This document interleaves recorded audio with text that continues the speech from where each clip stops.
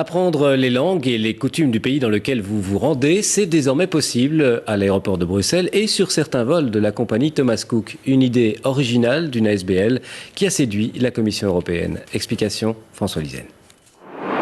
L'avion, le symbole par excellence du voyage et du départ vers d'autres cultures. Mais si un voyageur connaît toujours sa destination, il ignore parfois comment se comporter une fois sur place ou même quelques mots de vocabulaire. Un jour, je me suis dit, tiens, dans les avions, ce serait quand même bien que les gens apprennent cela en voyageant, puisqu'on ne sait jamais quoi faire dans un avion, ou bien quand on doit attendre un retard d'avion ou quoi dans un aéroport aussi, ça marche.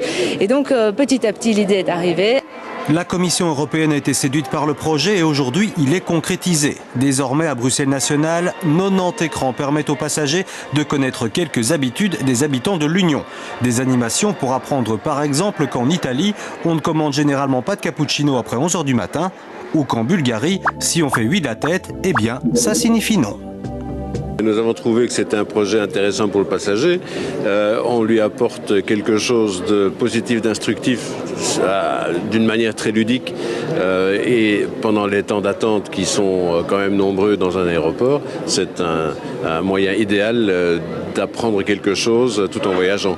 Parfois on est limité par la langue. En Grèce, je me voyais mal aller vers quelqu'un. On arrivait toujours avec notre anglais. On était tout de suite des touristes. On avait envie d'être un peu différentes. Alors ces petits programmes proposent également 20 phrases traduites dans 20 langues pour rompre la glace entre les touristes et les habitants du pays où on se rend. Por favor. Gracias. Ce logiciel a séduit la compagnie Thomas Cook qui le mettra prochainement à disposition de ses passagers sur certains vols. Désormais, les voyageurs en provenance de Bruxelles National seront peut-être un peu plus polyglottes que les autres.